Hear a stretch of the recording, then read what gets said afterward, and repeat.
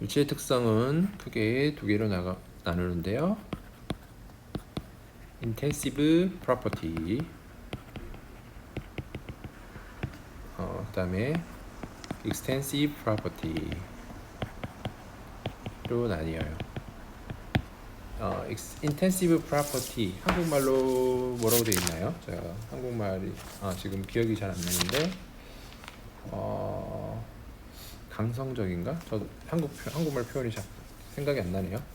어쨌든 이제 영어로 그럼 공부하시죠. 그냥 intensive property, extensive property로 나뉩니다.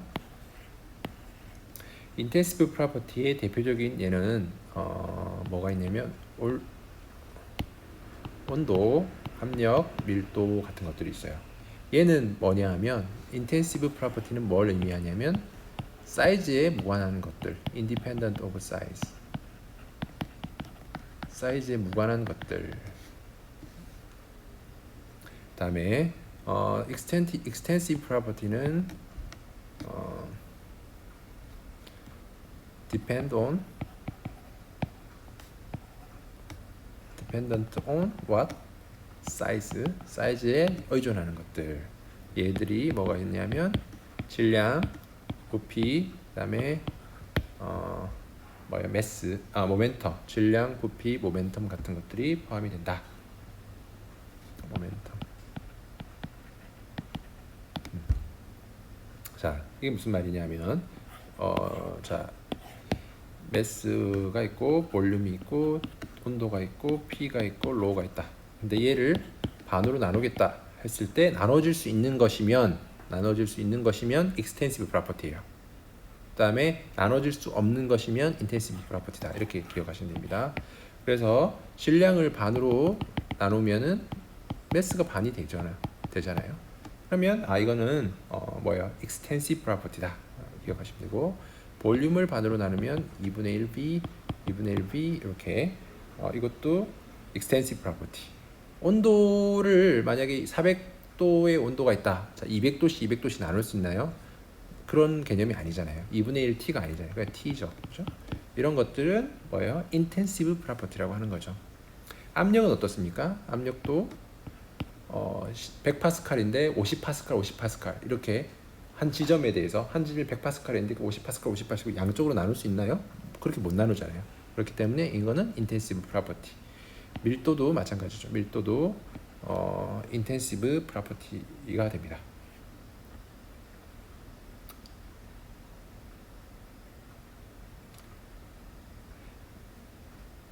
자, extensive property가 만약에 질량을 가지고 나눠지면 어떻게 되겠습니까? per unit mass. 예를 들어서 볼륨 나누기 매스를 하면 이게 뭐예요? 비체적이죠. 비체적 스페시픽 볼륨이라고 하는 비체적이 되죠. 그 다음에 에너지를 만약에 매스로 나누기 하면 이거는 뭐예요? 스몰 e라고 보통 표현하죠. 이건 스페시픽 토탈 에너지가 되는데, 이때는 그러면 얘는 뭐가 됩니까? 질량으로 나눴기 때문에 이제 질량, 사이즈 무관해지는 거고, 이런 경우에는 뭡니까? 처음에 이 자체는 볼륨이라든지 에너지라는 것은 extensive property였는데 걔를 질량으로 나누게 하면은 이 값들은 intensive property가 되는 거죠. 얘들은 이제 intensive property가 되는 겁니다.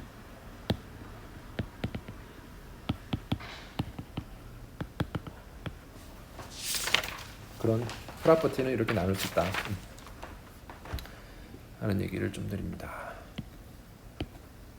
자, 그 다음 개념 continuum이라는 개념, 지난 시간에 좀 다루긴 했는데 continuum. 자, 일단 쓰고 얘기를 좀 드리겠습니다.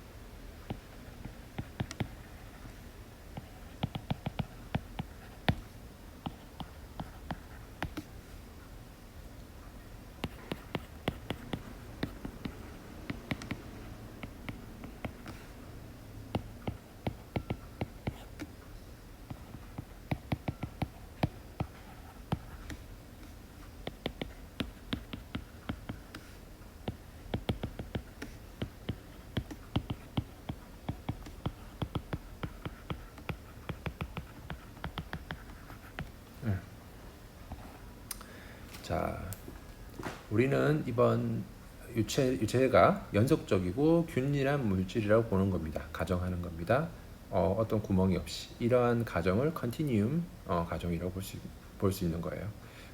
다시 말하면 이 말이 무슨 말이냐면 우리가 앞에 정의한 이 프로퍼티, 예를 들면 밀도, 앞에서 다루지 않았지만 점성계수, 이런 물성치들이 공간에서 연속적으로 바뀐다. 갑자기 점프하는 것이 아니라 연속적으로 바뀐다. 이렇게 가정하는 것들이 컨티뉴움 가정을 의미하는 거예요. 우리가 다루는 이 역학은 이 컨티뉴움 역학이라고 생각하고 우리가 접근하는 겁니다. 예를 들어서 우리가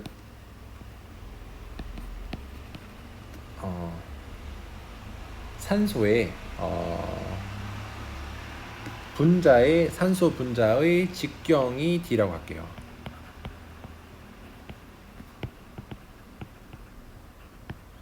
보통 직경이 얼마 정도 사이즈냐면 3 곱하기 10의 마이너스 10승 미터가 됩니다. 나노미터보다 작죠? 나노가 1의 10의 마이너스 9승이니까 나노보다 작은 게 됩니다. 자, 매스는 요 악시전 분자 하나의 질량은 대략 5.3에 곱하기 10의 마이너스 26kg 정도의 무게라고 합니다.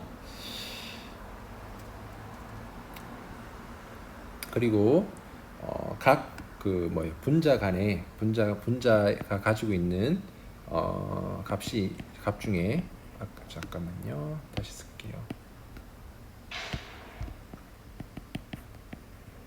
값 중에 민 프리패스라는 값이 있어요. 이건 뭐냐면 민 프리패스라는 건 평균적인 자유 이동 거리라는 의미잖아요. 그게 무슨 말이냐면 이 하나의 산소 분자가 있는데 이 다른 산소 분자가까지의 거리가 있을 거 아니에요. 물론 산소 분자가 균등하게 이렇게 나눠진 건 아니겠지만 산소 분자 간의 이런 거리가 통계적으로 어느 사이즈는 될 거 아니에요. 평균적으로 어느 정도 거리가 된다. 그 거리를 평균적으로 냈을 때 나오는 값이 산소 같은 경우에는 얼마 정도 되냐면 6.3 곱하기 10의 마이너스 8승 미터 정도 된다고 합니다. 그러니까 산소 분자가 있고 다음 산소 분자까지의 평균적인 자유 이동 거리가 대략 6.3 10의 마이너스 8승 미터라는 거예요. 지금 그러면 산소 분자의 직경에 대략 얼마 정도 되면 200배 정도 되죠. 요거에 한 200배 정도의 거리가 되는 거죠. 민 프리패스라는 개념이 있습니다. 분자 간의 자유이동 거리. 더 관심 있으신 학생들은 위키피디아를 좀 찾아보시면 이 개념이 좀 더 자세히 나와 있습니다. 자, 이거를 설명하는 이유는 뭐냐면 우리가 너센 넘버라는 숫자가 있는데요. 너센 넘버.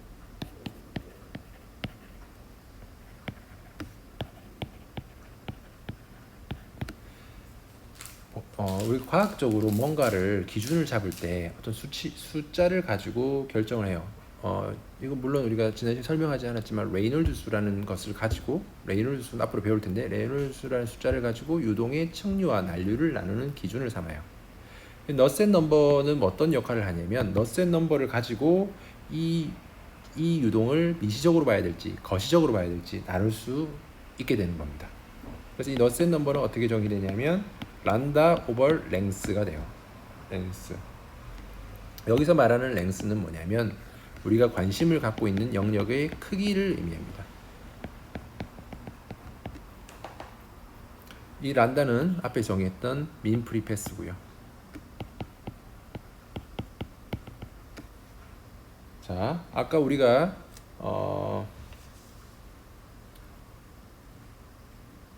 고려해 봤던 거를 한번 볼게요. 자,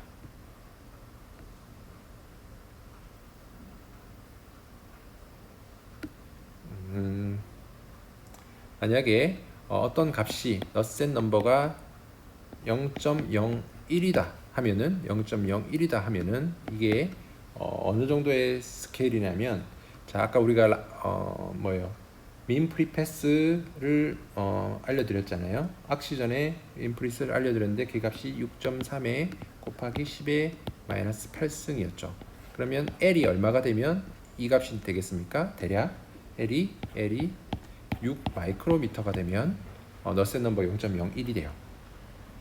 자, 이게 여러분들이 관심을 갖고 있는 관심 영역의 크기가 6 마이크로미터가 되면 그때의 너센 넘버가 얼마가 된다? 0.01이 된다 이 말이에요. 이 너센 넘버를 기준을 삼아서 우리가 유동의 영역을 나누게 된다. 여기다 쓸까요? 밑에 쓸게요. 너센 넘버가 일단은 10보다 큰 경우는 뭡니까? 이 경우를 우리가 프리 모리큘러 플로우라고 해요.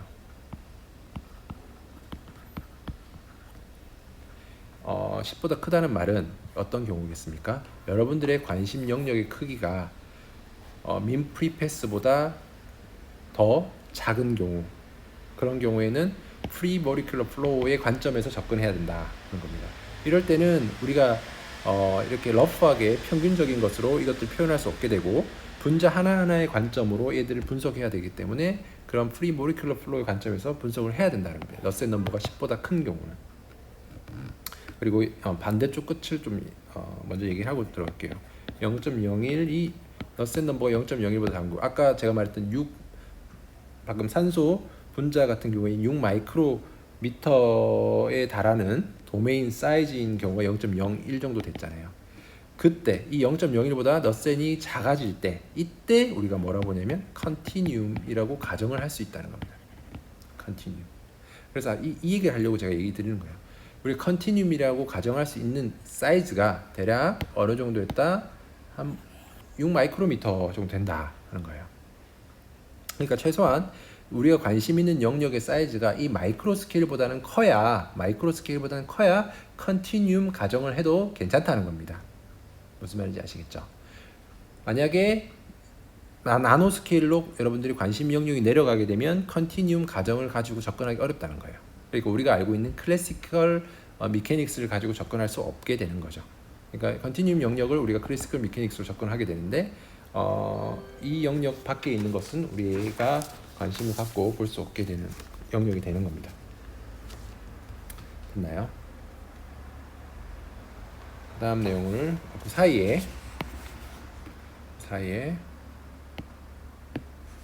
뭐가 있냐면 너센 넘버가 0.1과 10 사이에 있는 경우 이때는 이제 트랜지션 구간이라고 하고요. 그러니까 거시적인 관점과 미시적인 관점이 서로 혼존해 있는 혼재되어 있는 영역이라고 볼 수 있고 0.1과 너센 넘버가 0.01인 경우에는 컨티뉴이라고도 가정할 수 있지만 이 경우에는 제가 앞에 말씀드렸던 노슬립 컨디션이 이 영역에서는 만족이 안 되는 영역인 거예요. 노슬립 영역. 노슬립이라고 아까 얘기했던 거 있잖아요. 이런 평면이 있는데 유체가 이렇게 다가오고 있어요. 더 관심 있으신 분들은 여러분들 책 피겨 1-14를 좀 보시면 될 것 같고요. 이러한 경우에 유체가 다가오고 있잖아요. 다가오고 있으면 벽면을 만나게 되면 벽면이 너 유체야, 너 더 이상 가지마 해요. 그러면은 벽면의 속도가 0이 되는 게 노슬립 컨디션이라고 했어요. 그러면 속도 프로파일이 다음과 같이 되죠. 왜냐하면 위쪽은 관성력에 의해서 계속 가려고 하고 아래쪽은 못 가게, 점성력이 막고 있어서 못 가게 되는 그런 현상이 벌어지니까 프로파일이 다음과 같은 프로파일이 됩니다. 여기는 속도가 0이 되고요. 근데 이러한 가정이 적용되는 건 컨티뉴 미케닉스고요. 그거보다 작은 스케일로 가게 되면 굉장히 미시적으로 이런 부분을 관찰해야 되는 경우에는 벽면의 슬립도 이제 고려를 해야 된다. 어느 정도 슬립이 생기는 것까지 고려해서 분석을 해야 된다는 겁니다. 그러한 영역은 이번 학기에 우리가 다루는 영역은 아니다 하는 겁니다. 여기까지 우리 공부했고요. 질문 있습니까? 아까 우리가 3시 53분에 시작했나요? 제가 끝나는 시간을 정확하게 맞추려면 기억을 좀 해야 돼서 3시 53분쯤에 시작한 것 같아요. 제 기억으로는. 적어 놓을까요? 까먹을라.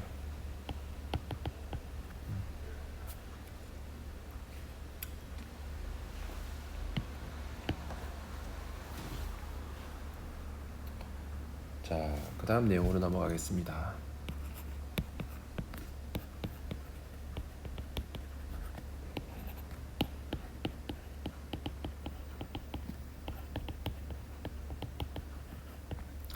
density와 specific gravity의 개념. 밀도라는 놈은 이렇게 제가 앞으로 세 줄을 긋는다는 건 무슨 의미입니까? 무슨 말입니까? define, let define 이렇게 정의하자 그런 겁니다. 밀도라는 놈은 어떻게 정의된다? 질량 나누기 뭐예요? 볼륨. 미소 질량 나누기 미소 볼륨. 이게 밀도인 거죠. 물론 거시적인 관점에서 매스 나누기 볼륨으로 봐도 되고요. 그래서 단위가 뭐가 됩니까? 킬로그램 per 큐빅미터라고 볼 수 있죠. 얘가 우리가 연력학에서 공부할 때는 비체적이라고 비체적인 역수가 되는 거죠. 연력학에서는 스페시픽 볼륨이 더 관심이 있기 때문에 스페시픽 볼륨의 관점에서 보는 거고, 유치역학은 밀도의 관점이 더 관심을 갖기 때문에 밀도로 우리가 정의를 합니다. 자, 이 밀도라는 놈은 function of 뭐 어떤 거의 함수, 가스인 경우에는 온도와 압력에 대한 함수라고 정의를 할 수 있어요. 일반적으로 압력이 증가하면 밀도는 어떻게 됩니까? 압력이 증가를 하면 밀도는 어떻게 돼요? 증가를 하죠. 일반적으로. 그리고 온도가 증가를 하면 또 어떻게 됩니까? 뭐 어떻게 돼요? 밀도가 증가를 합니다. 이거는 뭐 이상기체 가정을 생각하면 T분의 PV는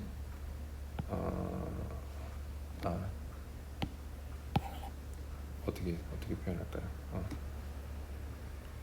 이상기체라고 생각하면 로는 RT분의 P니까 그 관계를 가지고 생각을 해보시면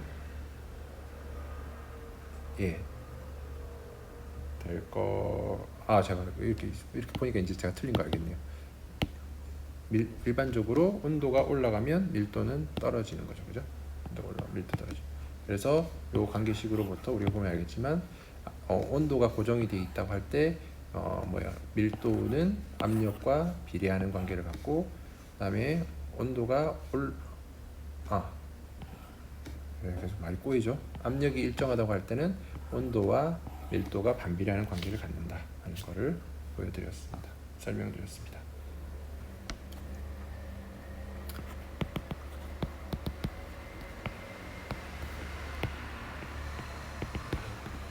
액체와 고체, 얘들은 우리가 essentially 뭘로 보냐? incompressible이라고 봐요.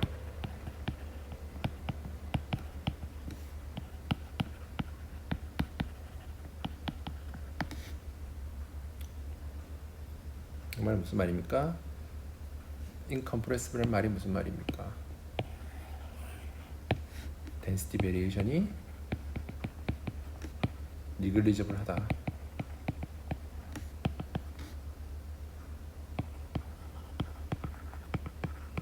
density variation이 negligible 한 경우. 자, 예를 들어서 물의 밀도가 998kg/큐빅미터입니다. 온도가 몇 도 했을 때? 20도씨. 만약에 온도를 75도까지 올렸다 했을 때 이 밀도가 얼마가 되냐면 975kg/큐빅미터가 돼요. 보시다시피 온도가 55도 올랐음에도 불구하고 얘가 갖는 밀도의 차이는 크지 않다 하는 겁니다. 별로 크지 않다 하는 very little difference.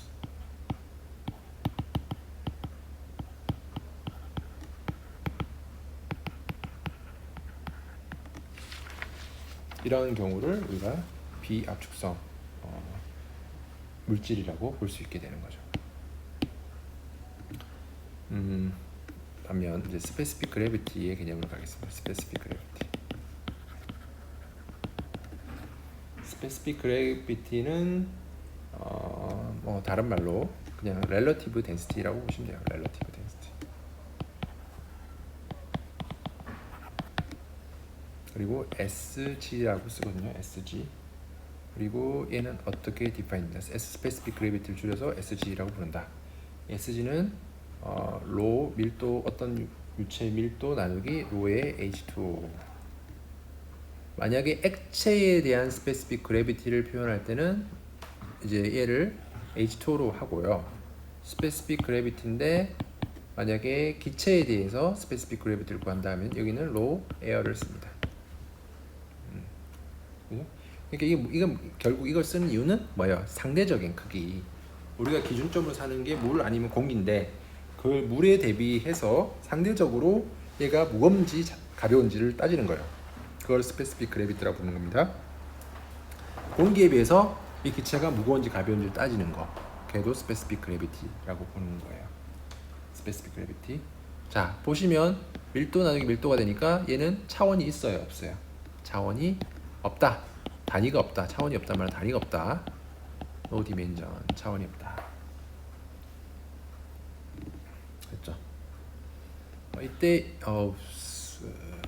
이때의 물에 요때 사용하는 값은 1000을 받습니다. 1000kg/m³m. 이 물이 온도가 몇 도일 때 4도씨가 되고 이때의 로 에어는 보통 1.2를 많이 써요. 1.2kg/m³m. 이때 온도가 아마 대략 20도씨 정도일 때의 공기를 많이 활용합니다. 이렇게 해서 스페시픽 그래비티를 이렇게 정의한다. 자, 여러분들 책의 테이블 2-1을 좀 보겠습니다.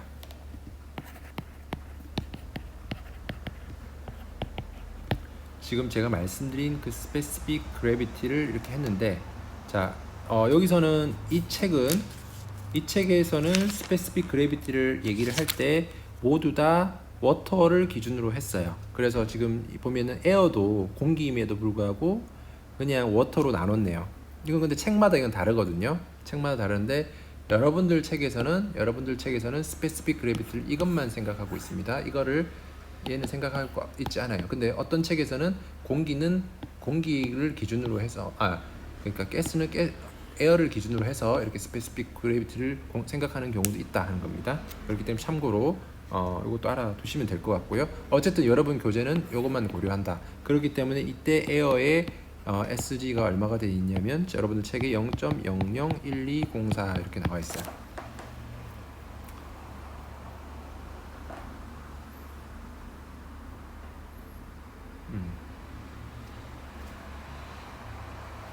오케이, 됐죠?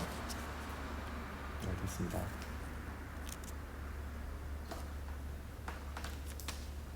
그 다음 내용으로 넘어가죠. Specific weight.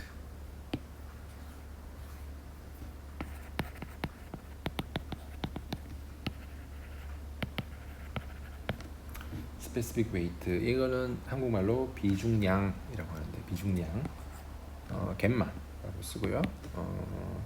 이거는 그냥 밀도 곱하기 중력 가속도. 단위는 뉴턴 per 큐빅미터가 됩니다. 단위는 specific weight, 비중량.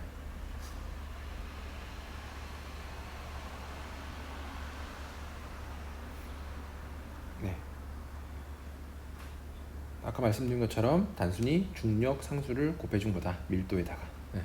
여기서 G는 9.81 kg per 큐빅미터가 되겠죠. 잠깐만요. 9.81 큐빅 아닌데? 미터 퍼 세컨 제곱 아닌가요? 9.81 미터 퍼 세컨 제곱 이렇게 됩니다. 네.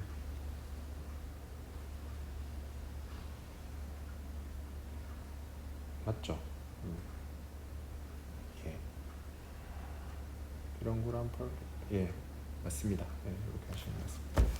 오케이. 크기를 잘못 해놓았네요. 자, 됐죠? 넘어갑시다. 자, 그 다음에 봅시죠. 여러분들 이제 이번 학기 동안 제가 숫자를 외우라고 하는 경우는 잘 없는데요.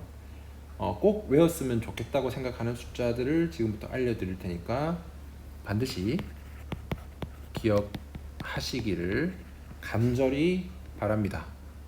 여러분들 공기의 밀도 얼마인지 기억하시나요? 제가 아까 써드렸던 것 같은데 공기의 밀도 이 정도는 외우고 살아야 돼요. 우리가 이 정도는 외우고 살아야 됩니다. 외우고 살아야 되는데 얼마냐면 1.204인데 1.2 정도로만 그냥 기억하시죠. 1.2 kg per cubic meter. 그리고 이게 온도가 대략 T는 20도씨일 때 이렇게 된다.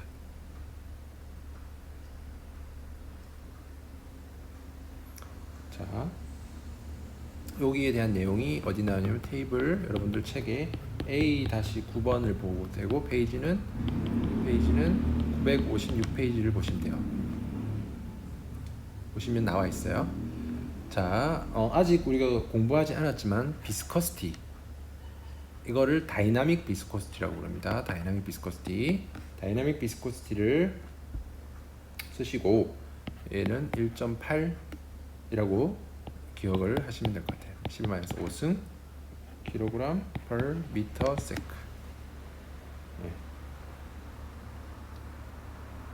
그다음에 누는 로분의 뮤예요. 이거는 키네메릭 비스코시티라고 불러요. 키네메릭 비스코시티. 그래서 이 두 개 나눈 거니까 1.5 곱하기 10-5승 단위는 뭐가 된다? 미터 제곱 퍼 세크가 돼요. 그래서 이번 학기에 요 값을 기억하시면 좋고 일단 위에 거 두 개 기억하시면 밑에 건 나머지는 기억이 되잖아요. 그래서 1.2 공기의 밀도 1.2 그다음에 공기의 점성계수는 1.8 곱하기 10-5승 1.8 곱하기 10-5승 1.8 곱하기 10-5승 제가 3번 얘기했으니까 기억하실 수 있을 거라고 생각합니다. 외우세요. 혹시 제가 시험에 이런 값 안 주더라도 여러분들 기억하고 있다가 푸실 줄 알 거라고 기대하겠습니다.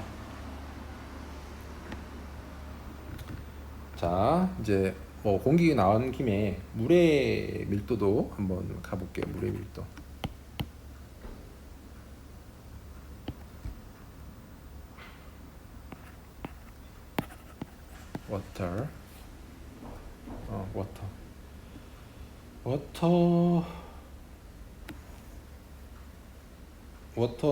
워터도 여러분 책에 있는데요.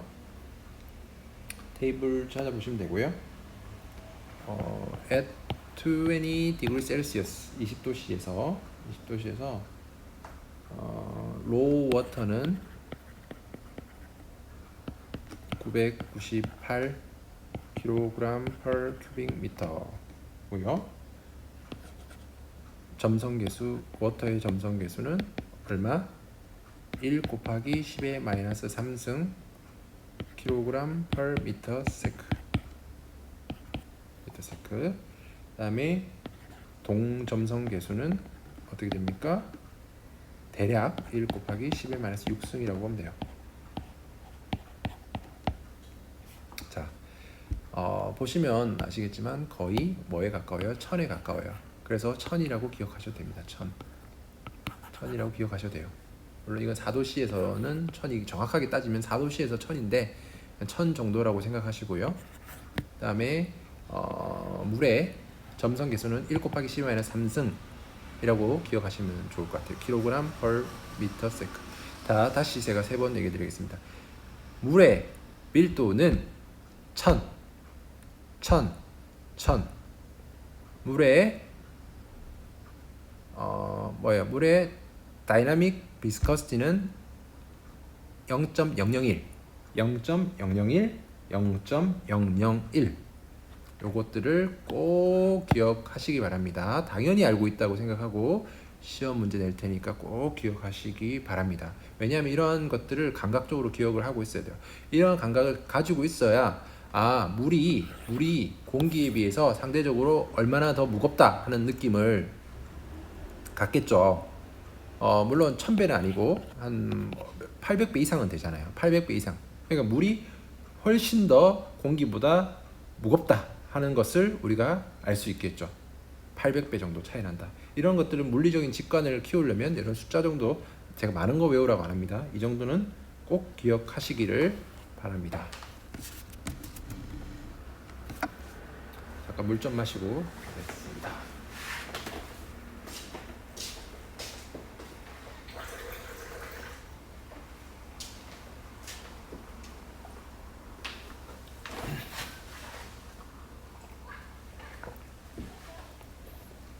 저도 빨리 대면하고 싶은데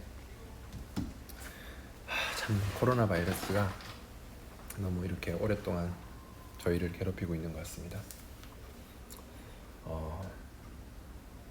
이게 아무래도 비대면 강의다 보니까 여러분들과 소통할 수 없는 부분이 굉장히 단점인 것 같고, 물론 제가 실시간 강의를 한다고 하더라도 여러분들 얼굴 보지 않고 말하다 보면 혼자 얘기하는 느낌 굉장히 많이 받게 되고, 질문을 하더라도 채팅을 통해서 하게 되고 하면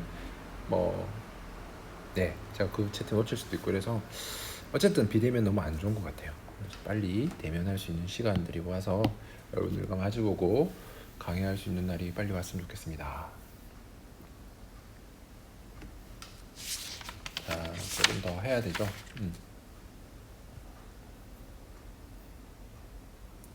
자, 아이디얼 가스.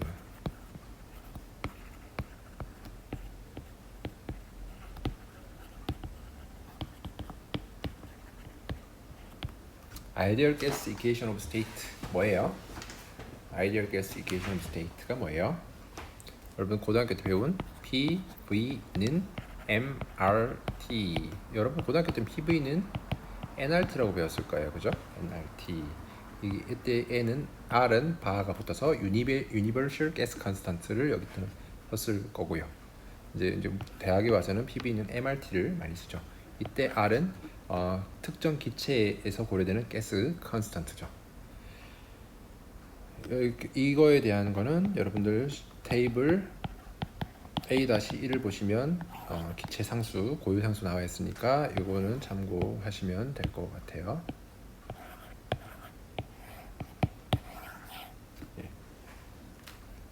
자, 이 식에서 매스를 A로 나누기를 하면 P small b에는 specific volume이 되겠죠. PV는 RT가 됩니다.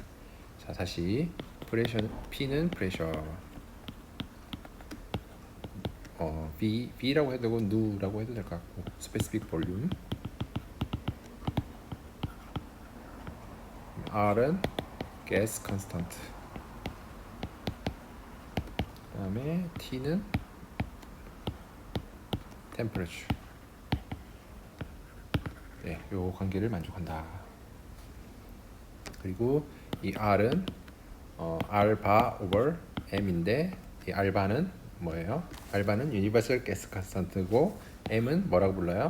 모라매스라고 하죠. 모라매스. 이것도 여러분들 테이블에 있겠죠. 이렇게 보시면 됩니다. 모라매스. 단위는 킬로그램 per 킬로몰입니다.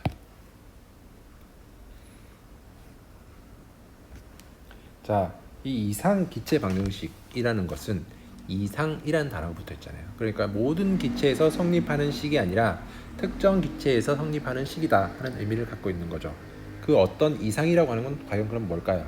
이상이라는 거는 비교적 밀도가 낮은 곳에서 성립하는 식이다, 이런 의미를 갖고 있어요. low density. 그래서 어떤 의미냐면 압력이 충분히 낮아서 기체의 충돌이 무시할 만할 때에 성립하는 식. 그게 뭐냐면 이상기체식인 거예요. 압력이 충분히 낮아서 기체의 충돌이 무시할 만할 때 쓸 수 있는 식이다. 자, 온도는 켈빈과 그 다음에 섭씨로 이렇게 구분을 한다면 온도는 273.15를 더하면 되는 거고요. 그 다음에 화씨와 그 다음에 섭씨와의 관계는 다 알죠? 고등학교 때 배웠죠? 9 나누기 5 플러스 32 이렇게 해주면 되죠. 이렇게 관계를 갖는다. 온도 간의 관계는 이렇다 하는 거고, 만약에 가스가 덴스한 경우, 덴스한 가스인 경우에는 말씀드린 이상기체 방정식 성립하지 않는다. 예를 들면 어떤 경우, 워터 베이퍼 in steam power plant. 증기 발생기에서 증기 발생기에서 워터 베이퍼는 굉장히 덴스한 가스이기 때문에 방금 말씀드린 이산기체 과정 성립 안 한다 그런 거고, 그 다음에 refrigerant vapor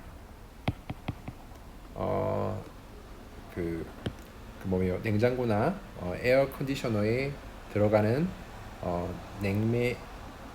냉매에서 발생하는 베이퍼 같은 것들은 뭐예요? 덴스 가스이기 때문에 뭐예요? 이때는 우리가 얘기하는 이산기체 가정이 여기서는 성립할 수 없다는 겁니다. 이런 것들에서 성립하지 않는다. 자, 그 다음에 2-3으로 넘어가죠.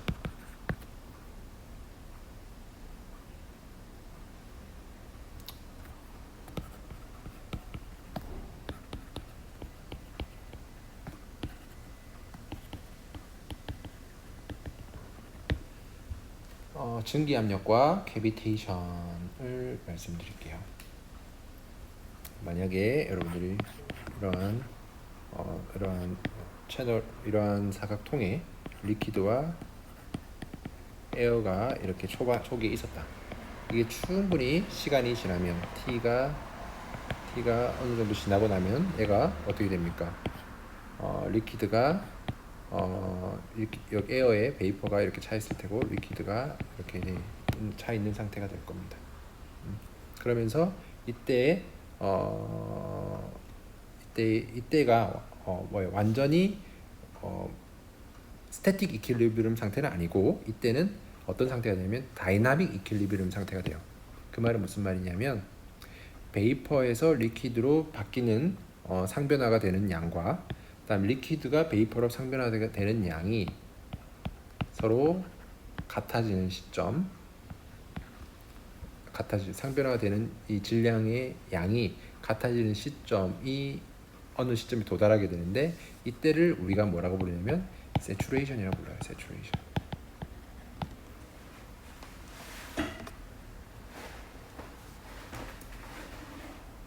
자, 만약에 우리 TS 선도를 한번 그려본다고 생각하면 연력학 공부 다시 생각한다고 하면 TS 선도 한번 그려보면은 이러한 도움이 있고 그 다음에 도움을 기준으로 해서 왼쪽은 리퀴드고 오른쪽은 가스가 되겠죠. 그리고 여기에 선을 이렇게 그려주면 이게 뭐예요? 등압 곡선이 되겠죠. 프레셔가 컨스턴트한 라인 된다는 거예요. 그리고 상이 이쪽은 리퀴드, 이쪽은 베이퍼, 이쪽은 뭐가 됩니까? 리퀴드와 베이퍼가 공존하는 위치라는 거예요. 그렇죠? 다시 말하면 이 중간 지점이 뭐예요?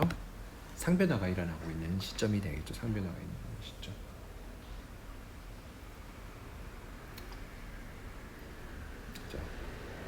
자,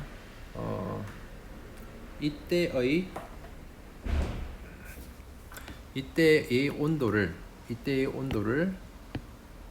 우리가 뭐라고 부르냐면 TSAT 해서 Saturation Temperature라고 해요.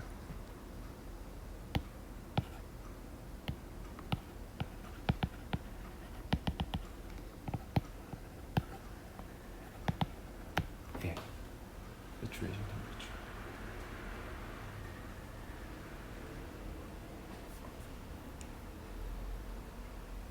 그리고 이때의 해당하는 그때의 압력도 요거를 T saturation과 P saturation은 같이 따라가는 건데 이때의 saturation pressure도 이거를 saturation pressure라고 부른다. 이때의 압력을 saturation pressure라고 불러요. 다시 말하면 saturation temperature는 만약에 올라가는 경우라면 P saturation도 올라간다. saturation pressure도 올라가고 saturation pressure 떨어지면 saturation temperature도 떨어지게 되는 거예요. 그죠? 자, 됐죠. 그리고 그 다음에 뭘 말씀드렸냐? 자, 예를 들어서 물 같은 경우에 P saturation이 1기압이면 T saturation은 얼마가 된다? 100도씨가 된다. 요것들이 서로 연결되면서 옮겨가면서 같이 일어나는 거예요. 그래서 여러분들 테이블 보시면 saturation temperature와 saturation pressure가 이렇게 같이 있는 형태. 책을 찾아볼까요? 봅시다. 여러분들에게 최대한 친절한 선생님이 돼야 되니까 책도 한번 보면서 설명을 드리죠.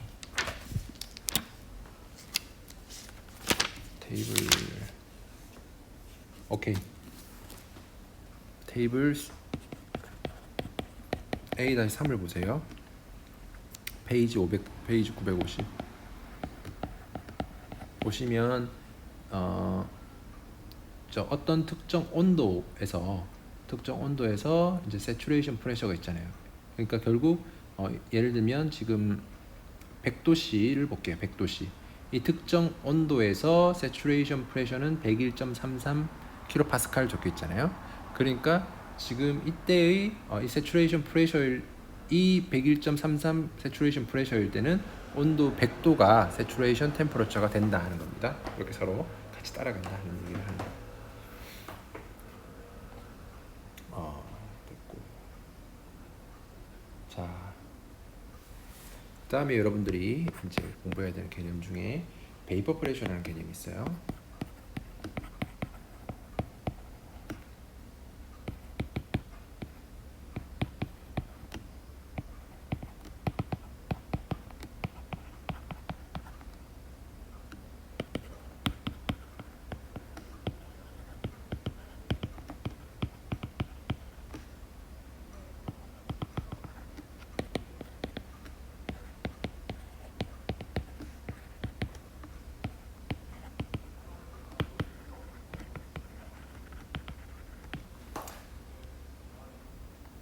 네, 무슨 말이냐면, 자, 아까 이런 사각통이 있다고 생각했을 때 리퀴드가 이렇게 차 있고 어느 시점이 되면 베이퍼로 이렇게 차지잖아요. 그리고 얘가 서로 들어오고 나오고 밸런스를 이루는 상태가 되잖아요.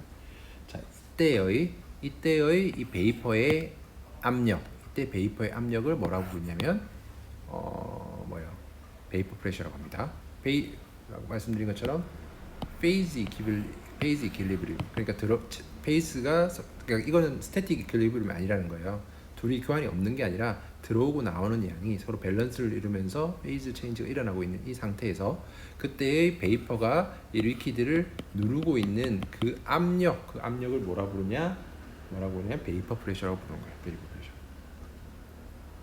그렇죠? 그때의 베이퍼 프레셔라고. 이때의 PB는 PL과 같습니다. 왜냐하면 리퀴드가 또 얘를 서로 받치고 있는 압력이 같은 거예요. 물론 물에 깊이 들어가면 들어갈수록 정수압 때문에 압력이 증가하지만 요 근처에서는 PL과 PB가 거의 같다고 볼 수 있는 거죠. 이때는 이렇게 볼 수 있어요. 요 세추레이션 상태에서는 이런 관계를 갖는다 하는 겁니다. 제가 이 얘기를 왜 하냐면 유치역학에서 중요한 개념을 하나 설명하기 위해서는 여러분들 요거를 좀 알아야 돼서 좀 설명을 드리고 있어요.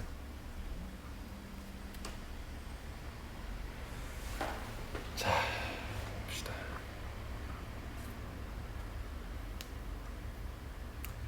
말씀드린 것처럼 PL과 PB가 이렇게 같은 상태로 있는 상황에서 만약에 어떤 한 지점에서 리퀴드의 한 지점에서 프레셔가 이 PL이 요 점에 있는 PL이 어떻게 PB보다 떨어지는 경우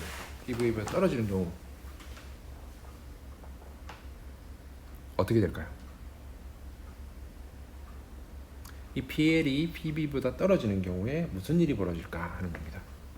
어떤 일이 벌어질 것 같습니까? 자, 어떻게 설명드릴까요? 상변화라는 거는 그 어떠한 이 상태를 압력이 누르고 있는 상태를 극복하면서 다른 형태의 상으로 바뀌는 거를 상변화라고 하는 거예요. 그러니까 무슨 말이냐면 어떠한 압력으로 이렇게 누르고 있잖아요. 그럼 이 리퀴드가 이 안에서는 그런 압력을 받고 있는 거잖아요. 충분한 압력을 받고 있는데 상변화가 일어난다는 거는 여기에 특정한 에너지가 들어가서 그 압력을 극복하면서 상이 바뀌어버리는 현상을 상변화라고 하는 거거든요. 그죠? 근데 이 특정 지점에서의 압력이 떨어져 버리게 되면 어떻게 됩니까? 얘가 떨어지게 되면 결국 saturation 템퍼러처가 떨어지게 돼 버리겠죠. 그렇죠? saturation 템퍼러처가 특정 그 지점에서 saturation 템퍼러처 떨어지게 된단 말입니다. 그 말은 무슨 말입니까? saturation 템퍼러처 떨어진다는 말은 뭐예요? 얘가 리퀴드에서 가스로 바뀌어 버리게 되는 현상이 벌어지게 되는 거죠. 자, 그림으로 설명을 드리면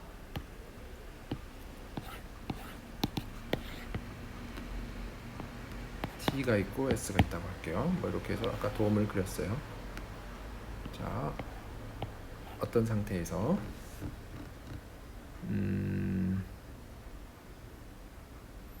자, 지금 이 PL이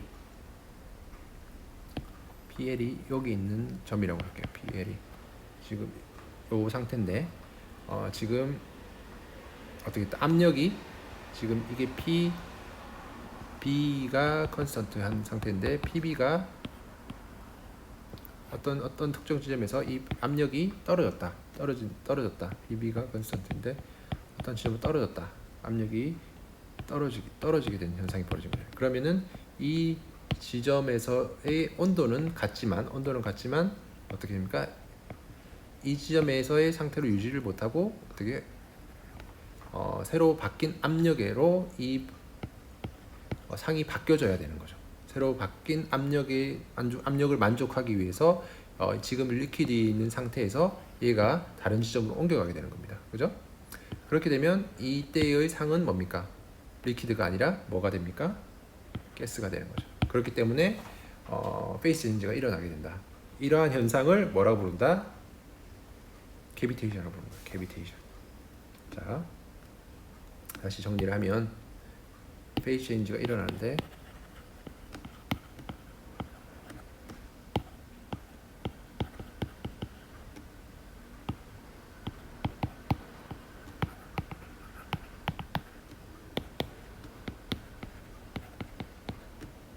이러한 현상을 베이포라이제이션이라고 하고요. 공학적인 용어로 캐비테이션이라고 부릅니다.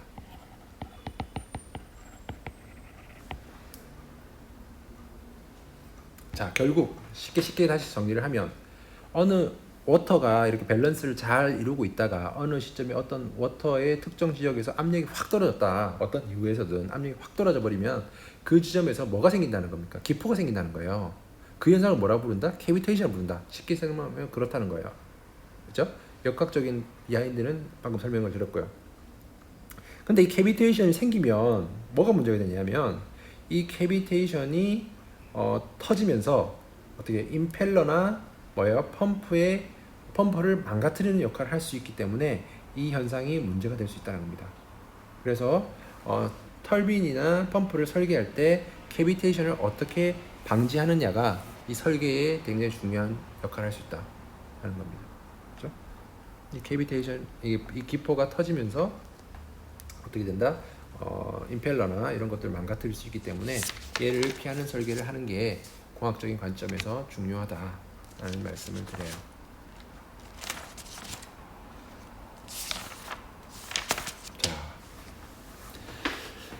자, 이제 그 다음 내용으로 넘어가겠습니다.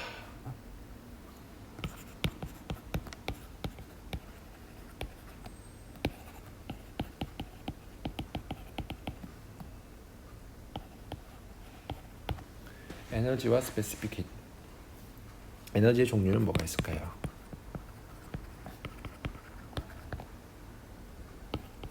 thermal, 그다음에 mechanical, 그다음에 kinetic, potential, 그다음에 electrical. 종류 굉장히 다양하죠. electrical, magnetic, chemical, and nuclear. 뭐 이런 것들이 있죠. 근데 이번 쉽게 우리가 고려하는 것들은 thermal, mechanical, kinetic, potential 정도 우리가 고려를 할 거예요. 자, 내부 에너지라고 하는데 내부 에너지가 그럼 뭡니까? 내부 에너지.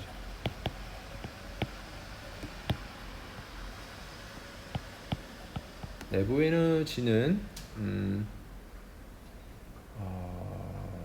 뭡니까?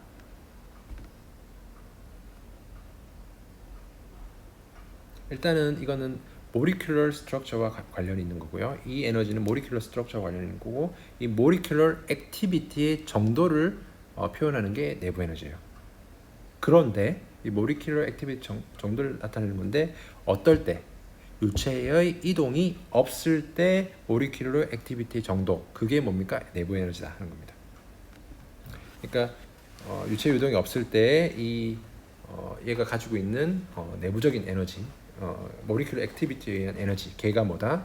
내부 에너지라고 부르는 겁니다. 그리고 표현을 U, large U, or 그 다음에 매스로 나누게 되면 small u 이런 형태로 표현을 하죠. 이게 뭐예요? 내부 에너지. 그 다음 카이네틱 에너지가 있어요. 여러분들 좋아하시는 운동 에너지죠. 운동 에너지. 운동 에너지는 K라고 보통 표현을 하고, 얘는 속도 제곱 나누기 2 이렇게 보통 표현합니다. 얘는 보시다시피 속도의 텀이 있죠. 속도의 텀이 있기 때문에 관성력이랑 관련이 있는 텀입니다. 관성력이랑 유체의 흐름에 대해서 얘기하는 거고, 그다음에 그러니까 얘는 위에 거는 움직이지 않는 거에 대한 얘기고, 얘는 움직이는 거에 대한 얘기잖아요. 그리고 포텐셜 에너지. 포텐셜 에너지가 있는데, 포텐셜 에너지는 GZ라고 표현을 하죠. GZ. G는 중력 가속도, Z는 높이를 나타냅니다. 이렇게 포텐셜 에너지로 구성된다. 그리고 우리가 엔탈피라는 것을 많이 이제 활용을 하죠. 이게 왜 좋냐 하면 H라고 우리가 엔탈피를 표현하고, 엔탈피는 어떻게 됩니까? 내부 에너지 플러스 P 비체적 이렇게 곱하기 합니다. 왜 쓰냐? 유체가 이동할 때는 내부 에너지보다 얘를 쓰는 게 편해서 그래요. 왜냐하면 여기는 압력이라는 것도 고려가 되어 있기 때문에 시스템이 작용하는 일도 여기 포함을 할 수 있기 때문에 얘가 그런 관점에서 사용하기 편해서, 이동하는 유체에서는 사용하기 편하기 때문에 엔탈피라는 개념을 씁니다. 그래서 여러분 기억해 보시면 연력학에서 뭡니까? 유체가 이렇게 정지되어 있으면서 뭐 피스톤이 이렇게 팽창하고 이러면서 안에 클로즈 시스템에서 얘가 변하는 것들에서는 내부 에너지의 관점을 활용을 하고, 그다음에 유체가 이렇게 들어와서 나갈 때 에너지의 변화를 고려할 때는 엔탈피의 개념을 주로 썼죠. 네, 그래서 이 엔탈피를 활용을 한다 하는 겁니다. 엔탈피는 내부 에너지 플러스 압력 곱하기 비체적이다. 이렇게 기억하시면 될 것 같아요. 다시 말하면 얘는 뭘 나타내냐면 다시 말씀드리겠습니다. 얘는 일을 나타내는데 뭐에 의한 압력에 의해서 발생한 일이다. 이렇게 기억하시면 됩니다. 자, 생각해 보시면 P, 이게 로분의 P잖아요. 로분의 P인데 얘는 PdB를 곱했다 생각하면, 로 dB 곱했다 생각하면 얘는 결국 뭐예요? 델 M에 얘는 뭐예요? 델 워크가 되죠. 그렇기 때문에 얘는 단위 질량당 한 일이 되기 때문에 프레셔에 의해서 발생한 일, 이렇게 볼 수 있다 이런 말입니다. 자, 그 엔탈피는 U 플러스 PB라고 한다고 했는데, 얘를 DH 미분 전체식에 대해서 미분을 한다 생각하면 DH는 DU 플러스 어떻게 됩니까? DPB가 되죠. 이렇게 되죠. 자, PB는 이상기체 방정식에 의해서 RT잖아요. 그러면 여기다가 집어넣으면 R은 컨스턴트니까 DU 플러스 RDT 이렇게 쓸 수 있죠. 자, 이상기체 방정식에서 만족하는 이 식뿐만 아니라 어떤 식이 있냐면 DH는 CPDT라는 식이 있고, 그 다음에 DU는 CBDT가 있어요. 위에는 뭐예요? specific heat at constant pressure, specific heat at constant volume. 예, 이죠. 예, 걔는 엔탈피 변화는 이렇게 정의되고 내부 에너지, 인터널 에너지 변화는 이렇게 정의된다. 그런 겁니다. 그래서 요 관계식을 여기다 집어넣으면 결국 어떻게 됩니까? CP dT는 CU CB dT가 되고 플러스 RdT가 되죠. 그러면 우리가 알 수 있는 사실은 CP-CB는 R이라는 관계를 갖는다. 어떨 때? 이상기체 가정일 때만. 이상기체 가정일 때만 이렇게 된다.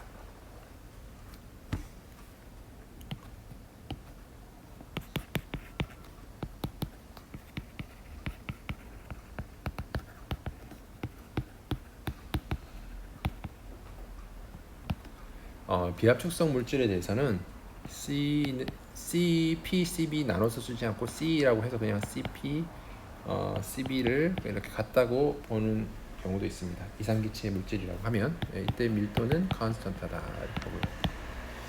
자, 그랬을 때 아까 H는 U 플러스 로우 분의 P라고 했죠. 엔탈피는 H U 플러스 P 오브 로우라고 했죠.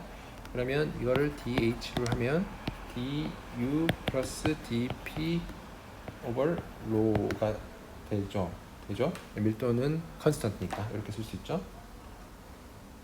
자, 그리고 그러면 dh는 c 여기서 아까 c는 cp, cb 같다고 했으니까 결국 c dt 이렇게 쓸 수 있고 dp over rho라고 쓸 수 있습니다.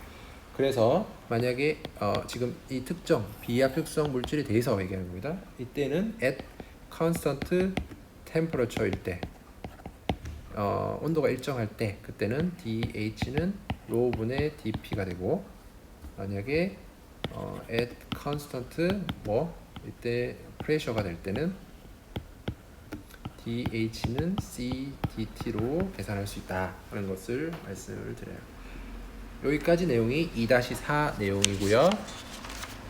그 다음 내용이 2-5번부터 내용인데 그 내용은 다음 시간에 우리가 수업 진도를 더 나가도록 할게요.